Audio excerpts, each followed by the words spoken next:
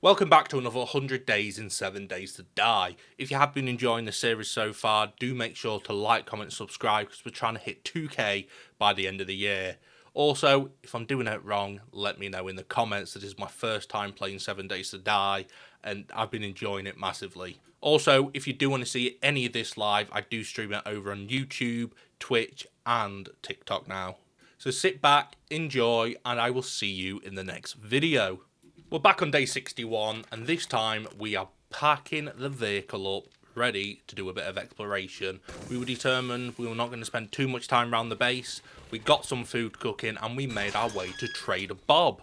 Once inside with Trader Bob, we had a look to see if he had anything useful for us. We bought some water as well as some repair kits to repair some of our armour, because obviously they were breaking quick. Then we hopped on our bike and made out for our big journey. We was going to go straight on, but something told me let's go left, and I wish I never did, because these days were very difficult. So we arrived at what appeared to be this old abandoned mine. On arrival, we had a few friendly people to deal with, a couple of shots to the body, and we made our way inside.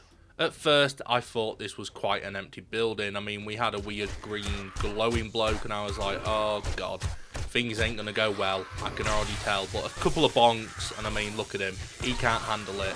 He looks like he's ready to bust a nut. My bonk stick is fucking powerful.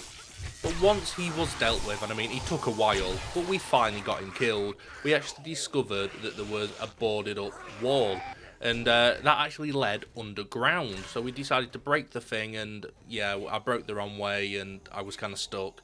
But once we actually, broke the right piece, after it took a while, we were able to progress even further underground into this strange building. It actually didn't have a name, it still came up as just desert, so I don't fully know what this building was meant to be, but it was annoying. There was quite a few zombies, and it was like a maze. I didn't know where I was going, I didn't know if I was going the right way or what. But we can't complain too much. There was quite a lot of zombies to deal with, and we actually got some alright loot from them. We found our first loot box inside, nothing too crazy, just a couple of magazines. They all help though. And as we can see, this is what got me thinking it was potentially a mine, just purely because of the layout and the way it looks, and there was a lot of iron underneath here. And at one point I was like, do I, mine all the iron out and grab it all? And then I was like, nah, that's going to take ages. I am not messing around with that. And I actually thought I was going to die here. I thought this was it, this is the end. I've jumped to my death. But we managed to survive. We obviously had quite a few zombies to deal with. We quickly got rid of them. And then we made our way into them loot boxes. Oh, that juicy loot. Best thing about this game, the amount of loot you get. But then we actually had to swim underwater for this area. This is kind of cool. First time properly swimming underwater in this game. Never really thought of doing it, so maybe I've missed out on some loot in the past by not going underwater. But we had a few zombies to deal with, and we were hoping that this potentially was the end loot room, but it was just a gun safe with, kind of some shit.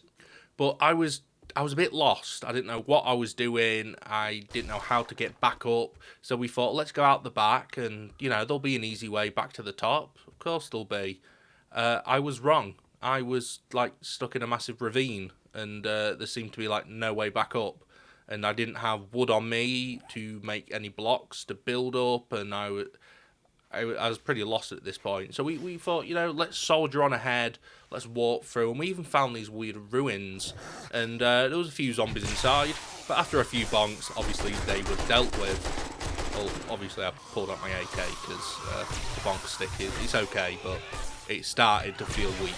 I mean, I definitely need to upgrade it at some point. But as we progressed into the ruins, we actually found I don't even really know what would explain it, just another strange sort of area inside the hill. And a couple of zombies inside. Once they were dealt with, we went in and grabbed all the loot. Nothing too crazy. Zombies weren't too difficult. It was okay. Cannot complain. I'm looking at it now. How do I not notice when it's a blood moon? All I can see is that red writing. Yeah, but when I'm playing, my focus is everywhere but the red writing. So clearly, I think I'm legally blind. But at this point, we thought, look, there's nothing else I can do. Let's just keep on walking. Hopefully, we'll find a way out. And then I saw this bridge and I thought, you know what? We could maybe build our way out. And lucky for us, with all the doors and walls we were breaking, we got enough wood to make enough building blocks and make our way out. And if you watch this jump, I don't know how I didn't die. I mean, this is like risky. Look at that. I landed on the floating bit of stone. That was fucking scary. But with the blood moon coming, we thought, let's go on top of the bridge, set a campfire, get a bit of food cooking. You know, we were hungry, we were running out, we didn't have access to our bike, and we can spend the blood moon up here defending ourselves. And it was quite simple, really. It didn't take too much to get this blood moon over and done with. I mean, I wish they were all this easy. Day 64, and we are going even further. We had left the bridge behind, and we came across a fungi daycare. I mean, it's not really somewhere I'd take my kids with that name, but we killed the zombies inside, we did a bit of parkour on the play area, and we made it inside the fungi daycare. I'm not going to lie, the best thing about this place was the massive amount of books and legendary parts. I mean, we were finding them left, right and centre. Everywhere I went, look, new books, new books. We even got a treasure map. So we've always got that we can do in the future. But books, books, books. Zombies, more books, more zombies, and then a couple more books.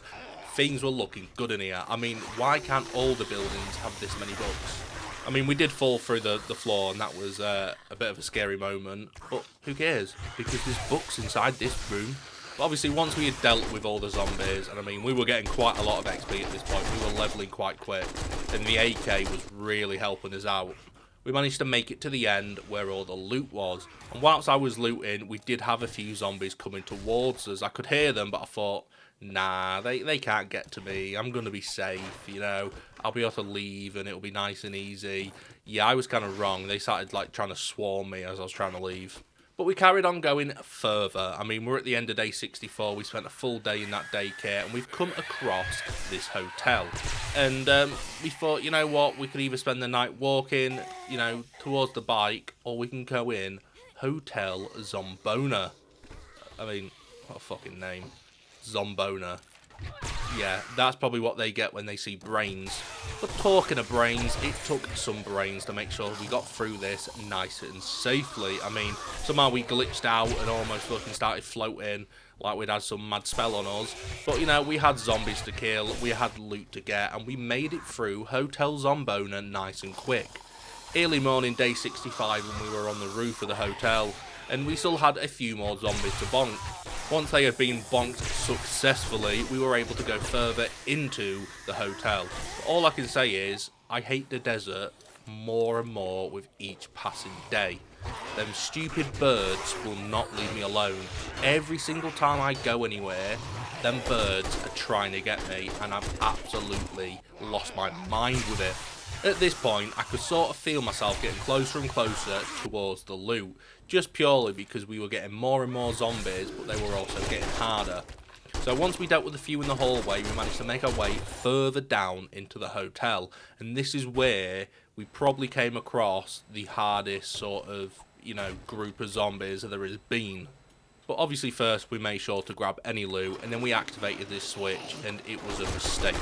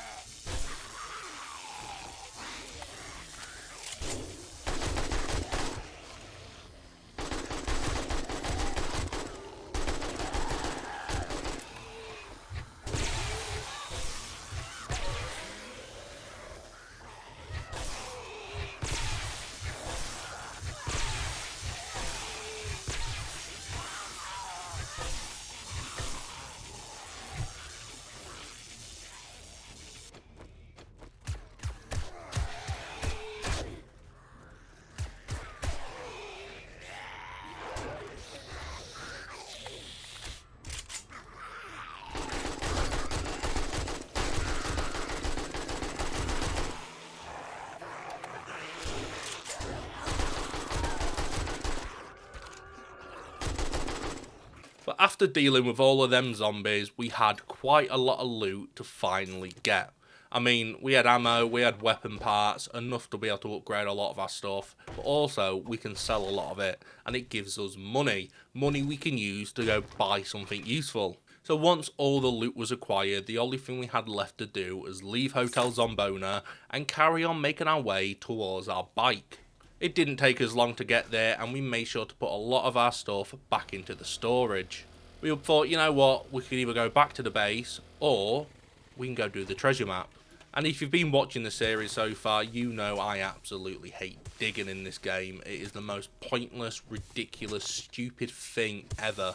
And this one was the worst digging I've done. As you can see, I mean, it was like up on the ceiling. I didn't know where to go. It took me like a day. One whole day of just digging.